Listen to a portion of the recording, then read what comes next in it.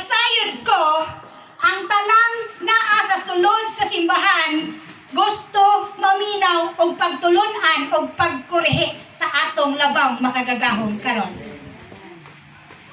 I'm sorry from the bottom of my heart.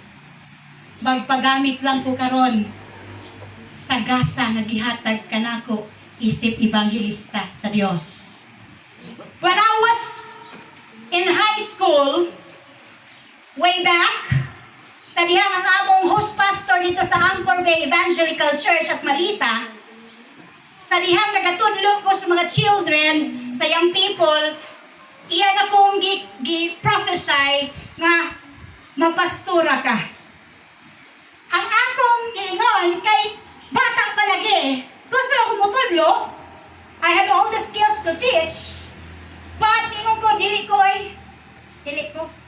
Gusto lang ko mutudlo, gusto lang ko mamuhat. Pero igsuon ko, sa dihang nagtrabaho ko, I worked for within 13 years in a call center industry. I graduated taking up Bachelor of Science in Secondary Education, major in English. Wala dito ang akong kalipay. Nag-work ko sa BPO for 13 years, nag-train ko accent training sa English, kay mga American man ang imuhang customers diha sa call center industry. Manawag, mga saba, nganong taas ilang bill, kasabaan mi. Dito di ay, na-develop sa ang fruit of the Holy Spirit nako, nga usa dito. Ang patience of self-control nako. Mauna ang buto kag sa dili, kining oras nga naa ka dere, na ay gusto. Hallelujah! And di anak ko sa Ginoo, and I experience siya na kalisod sa akong kinabuhi. My husband died at the age of 35. Giatake siya sa puso, kay grabe yung pagka-inlove sa kuha. Pangatawa sa mo. Kining manggong maminaw tagpulong sa Ginoo, maglipay ta, kayong sa gisugot sa Ginoo, pag malipayon kamo kanunay. O kanang termino ha, if you are walking deeper in the Spirit, ikaw ray makasabot ni anak. Maglisod og kuha ang dili pa gyud hinog diha sa prutas sa balang espiritu. Before I'm going to bring you to this title, God keeps all His promises. Ako usang pasalamatan ang tanang tawo ni ining dapita. First things first, i-acknowledge nako ang pinakadakong tawo nga naa ni ining oras sa ngano namugna ning ikaupat nga Thanksgiving Day, ang presensya sa atong gamhanan, maluluyon ug mahigugmaon nga Dios pinaagi sa iyang balang espiritu nga naa sa atong taliwala karon. Palakpakan nato ang kusog ang atong buhay nga Dios. Second, ikaduha gipasalamatan nako ang ubos nga alagad nga atong giilanga mahal sa pagtuo under God's Promises Our True Family Fellowship Incorporated, Bishop Roger Nahial, Bishop, uban sa iyang supportive na asawa sa Buluhaton, Pastor Ruth Nahial, salamat sa inyong mga kinabuhi. Thirdly, akong pasalamatan ang host pastor ni ining dapita ug ingon takapastor sa panahong gikapoy na ka sa imong pagbuhat sa ministry, diha ka nakadawat og reward sa Ginoo. Host pastor, Pastor Richie Morissette, uban sa iyang supportive na asawa sa Buluhaton, Pastor Gingging Morissette, saludo ako sa inyo. To all triple pastors who came from different places, no? Panel, Pastor Carlos Sabandal, kauban na mong gabi. Pastor Roberto Ignacio, wala man siya diri, but akong ana. Pastor Michael Jipat District Superintendent, Jipat Compostela, D.S. Roger Dacles, Pastor Jik Gumban, Pastor Nilo Salaak, Pastor Nelson Gaong sa Jipat Misaoy, tanang kapasturan, Pastor Tater sa Tibongko, tanang wala na ako nailahan, Pastora Julieta, Pastora Ruth, tanang mga naay Ginoo, salamat sa inyong kasing-kasing. Hallelujah!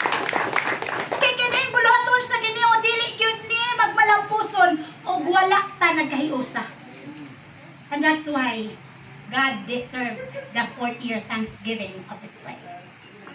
Now, kining diba, gihatag ni sa kuha, normally when I preach in Thanksgiving, ako'y maghatag, pero ganahan ko anang ako'y labayan og title. Because that is where the work of the Holy Spirit excels. Amen. God keeps all His promises. Na ay 1, 2, 3, 4, 5 ka-words, isa ka-phrase, pero ang akong question karon, unsa ba ni kabug-at diha ninyo in terms sa inyong pag-apply sa inyong kinabuhi? It's very easy to say God keeps all His promises. 5 lang ka mga word. How is this now connecting to how you deliver it in your real situation? Amen. Are you really rooted to that statement that no matter what happened in your life, sa kamatay, sa kasakit, sa kawadon, are you still clinging in this title, saying God keeps all His promises? Hallelujah. Hallelujah! I don't know what you're going through this time.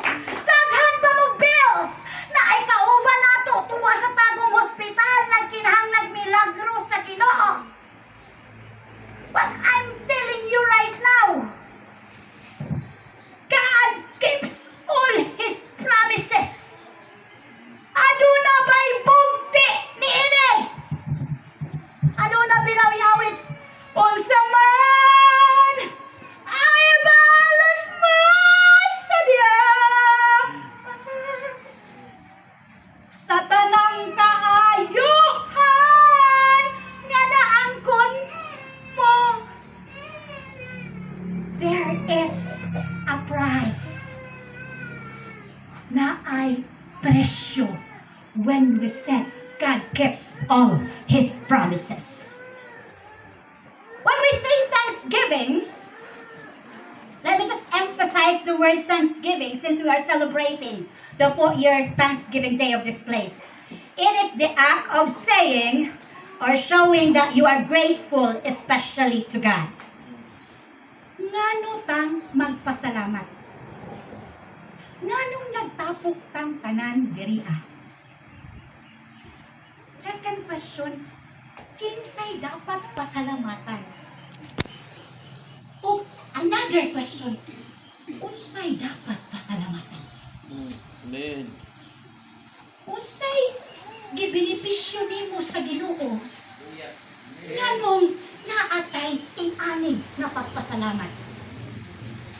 Unsa may gidawat nimo gikan sa Ginoo? Nganong mobalik ta kanunay kada tuig magpasalamat? When you are going to the hospital igsuon, sa dihang tubuhan na ka, kay 50-50 na ka, ang tao di ay nagkinahanglan og 2 tanks of oxygen para mabuhi. Karon, ang last update nako, sa usa ka tangke 900 ang presyo. Kay duha man pila pastor, 18. 1.8. Pastor, na kay calculator? Pastor Nilo, na kay calculator. Kinsa may pinakataas og edad diri? Ay naay premium sa kuha. Dili ko makap, kay God's promises are true eh. Mga tagit ko. Mataan bitaw, Pastor Nelson? Damay-damay na ni. Pila yung pinakataas na edad? Pastor Nilo, iandang palihog yung calculator. Pila edad na eh? Pila edad? Pila edad? 70. I-times na ito, Exxon, 1.8. Times 70. Kada adlaw. Magsata. 1.8 times 30 days. Pila, Pastor? 12,600 Bishop times 70.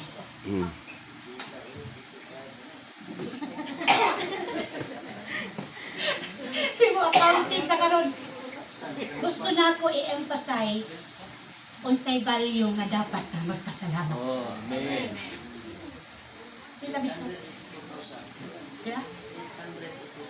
882,000. Asa ta mukuha anak ug walay Ginoo. God. This title, God keeps all His promises. Dapat naa kay ibalos sa iyang gibuhat. Do wala siya nangayo balos. Hallelujah! Ang hangin gilibre sa Ginoo. Tagpilang kilo sa mansanas, grapes karon nga di pa gyud nakabayad kay mahal kay kilo sa grapes. Sa unang panahon libre. Amen. Ang dagat karon nga high-tech o mga gwapo kay mga hotel kung entrance pila ay pinakamahal. Sa una libre. Ang tao ragit naglisod-lisod. Libreng mansanas, prutas, libreng hangin, libre tanan sa Ginoo. Ako nang gi-emphasize kay gusto nako hatagan nato value nga kanang imong giginhawa one click ra na og kuhaon sa Ginoo. Dungagan pagyud na daghan inig na himuot siya sa imong kinabuhi. Hallelujah! Ang nilukat nato karon nganong magpasalamat ta mauning ulo ni ining iglesia ha. Kinahanglan ibalik lang nato sa Dios ang atong mga pagpasalamat. Dili ta kabayad. Kay nga naman ako mong ingnan makasala ang tao sa buhat sa pulong sa huna-huna ug sa wala pagbuhat sa angay buhaton. Nakadungog gali ka nga way bugas imong silingan isa ka sako imong bugas di ka mutunol og usa ka kilo nakasala ka sa wala pagbuhat sa angay buhaton. Ang imong auntie na sa ospital na kay kwarta wala gyud kami tunol nakasala ka sa wala pagbuhat sa angay buhaton. Maka-perfect ba ta? No. Walay isa nga maka-perfect. Amen! Maunang dako kayong value ang pagpasalamat. Kay nga naman, dili yun kabayran ang kaluwasan nga gihatag sa Dios nga libre.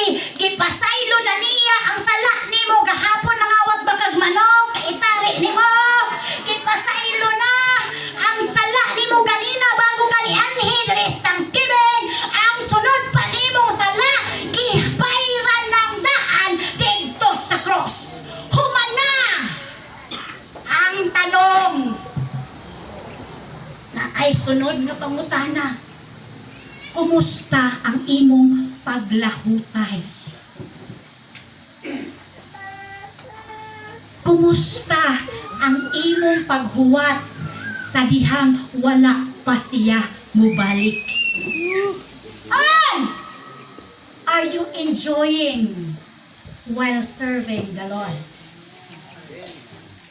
Despite of the pain inside, mga alagad sa Ginoo, despite sa mga kuso-kuso, sa mga kasakit, are you enjoying it together with the Lord? Hallelujah! Kay kung di na nimo masabtan bugat gyud ang imong tawag, kinsa di ay ang labaw natong pasalamatan? Ingon sa Efeso 2:10, ingon sa pulong sa Ginoo, mga igsoon, mga binuhat kita sa Dios. O gibuhat kita niya diha kang Kristo Jesus, aron magbuhat kita sa maayo nga maoy iyang tuyo alang kanato. Sa to pa, tanang maayo ang disenyo ni Lord sa ato matag usa. Ang dili maayo, dili nay maoy gihuyog sa Ginoo sa dihang gibuhat kaniya. Espiritu sa pagkalibrakira, marites, kawatan, ihapan, bagulbulan, dalo, dili na maoy original nimong kinaiya upon creation. Upon creation, the fruits of the Holy Spirit, mga gihuyop sa Ginoo. Pagka maluluyon, praise the Lord. Pagka mahigugmaon, pagpugong sa kaugalingon, pagpasensya, paglahutay sa kalisudlong sa piring, di kay pag-abot sa pagsulay, backslide na friend. Amen. Pangutana ko, naabay karon lang ni Simba ni ining dapita? Naapa ba'y wala kadawat kay Jesus Christ ni ining dapita? Pastor Moniset? Pastor Agin? Na first timer, no? Hallelujah. Now, let's go back to the sa tema nga, God keeps all His promises. Pila na ba kasaad sa Dios nga iyang gituman sa inyong mga kinabuhi?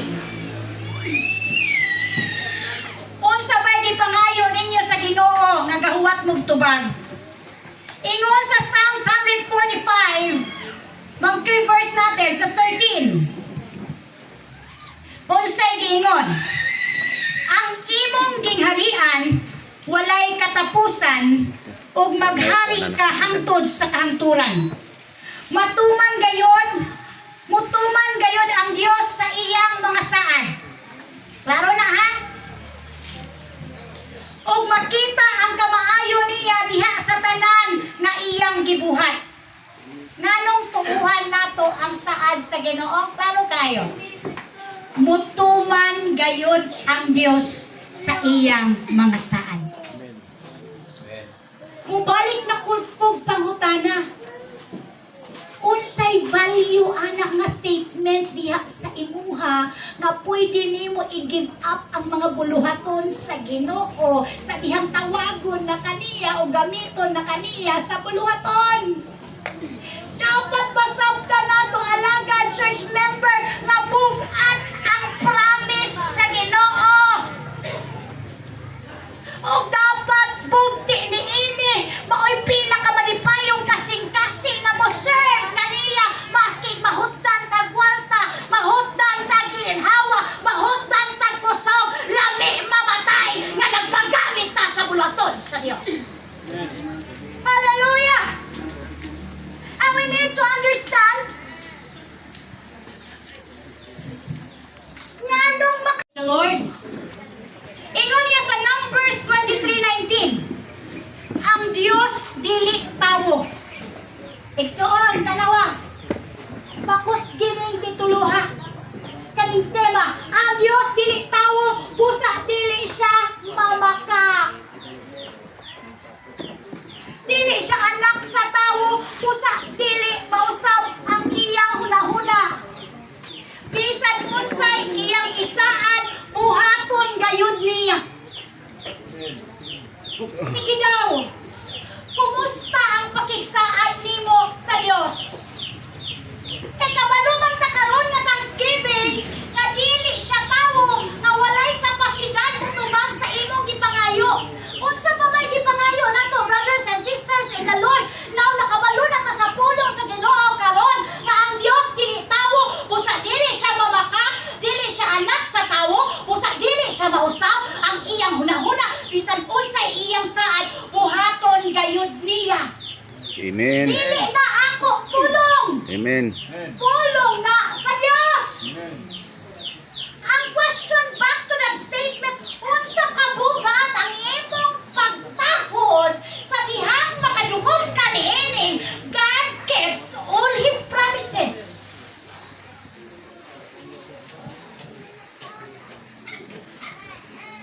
Reliable ba yun ang Ginoo? Yes. Amen. Is God reliable sa iyang saad? Maadto na punta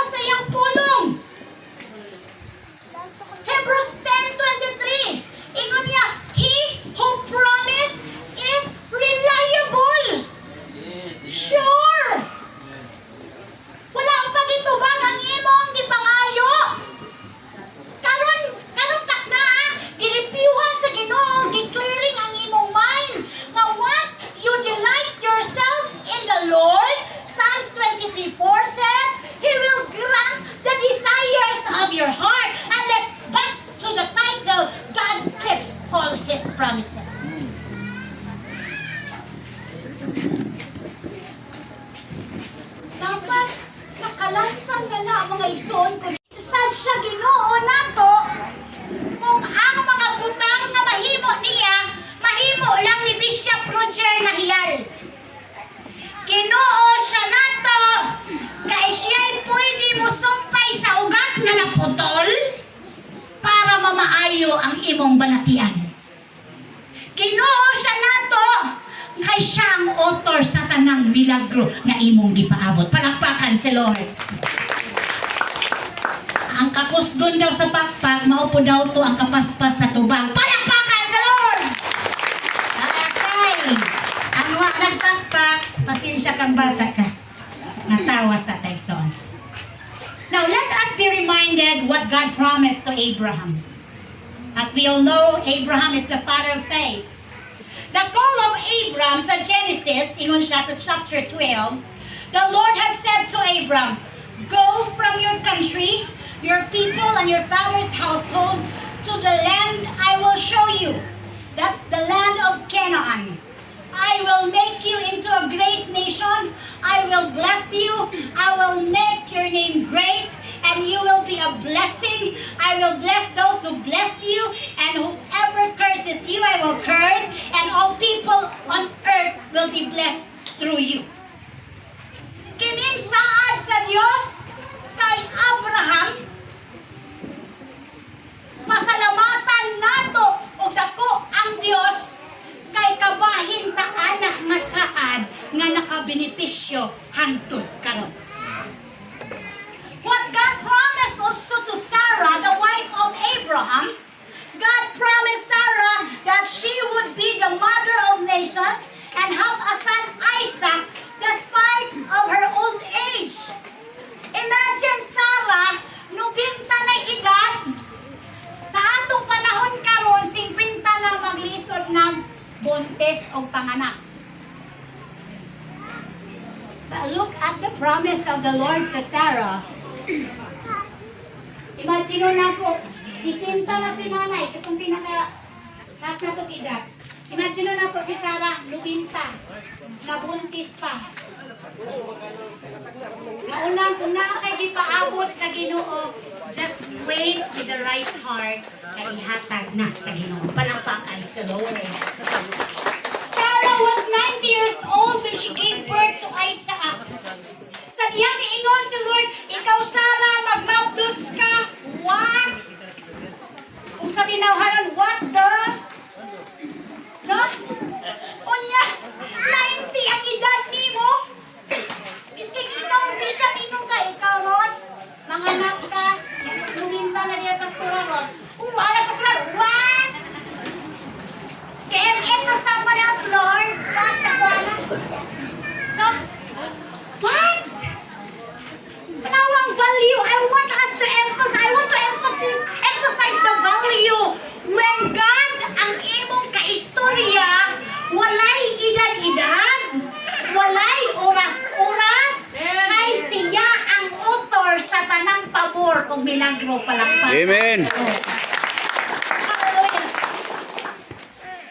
Kung ako po'y himno na lubintan ako, Lord, basig naalog ang imong mind.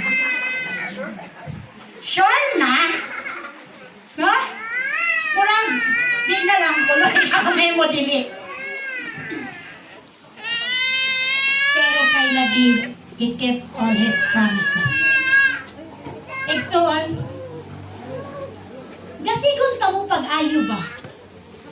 Ayaw na, higutang sa 1/4 ang inyong pag-serve sa Ginoo. Ayaw na imidya-midya. Itudo og 100% ba? Sa kamatay sa kasakit, hiyaan lang ka, magtinaunsa, basta pakaslang ka ka, Lord. Hallelujah. Genesis 17:15 to 16. Unya ang Diyos mingon kang Abraham, ayaw nagtawag ka ang imong asawa nga Sarai, kung dili Sara na. Panalanginan ko siya ug hatagan ko ikaw og anak nga lalaki. Pinaagi kaniya, panalanginan ko siya ug himuon ko siyang ilahan sa kanasuran ug may mahimong mga hari sa iyang mga kaliwat. Sa karon nga panahon, kay ang atong bishop, si Bishop Roger Nahiyal man, gikan kaniyang kaliwatan, magtukod og mga DAs og mga pastors nga umay mutuman sa saad sa Dios diha sa atong mga kinabuhi. Hallelujah! The Gospel of Matthew, mauni siya ang traces nga anong dapat tang magpasalamat o matinud-anon gayon sa Lord sa iyang mga saad kay Abraham, kay si Jesus mismo from the book of Matthew came from the Solomon's tribe. Si Joseph gikan kay Solomon at diha na tawo sa iyang tribe ang atong manluluwas. Kung atong subayon, ang unang saa dito kay Abraham, nilapos kay Solomon, nilapos kay Joseph, nga bana ni Maria, o si Maria karon na langkon. Anawa, sa pagkabuntis ni Maria, it is under spiritual conception. Walay contact physical. But because God's promise to Abraham, nagmanifest karon ang gahom sa Ginoo didto kay Maria na namkon siya kay Jesus nga atong manluluwas. Ug tungod kay Jesus karon natawo si pastora, si bishop, tanang mga alagad sa Ginoo nga nagmatinud-anon natawo kay gikan ta sa pagpakamatay ni Jesus didto sa cross. Mao na ang iyang saad kay Abraham, apil ka. Amen, amen. O ikay mo padayon hangtod sa pagbalik ni Jesus. Kay klaro kaayo nga iyang saad sa kay Abraham, kita nga naa sa iyang lineage makadawat ta sa saad. Ang gusto lang sa Dios mga isuon nung matinud-anon ta sa atong tawag. Iman iigsoon before niabot si Jesus as nagkintawhanon siya diri sa kalibutan, patay na si Abraham. Pero ang saad sa Dios kang Abraham ingon siya, and all people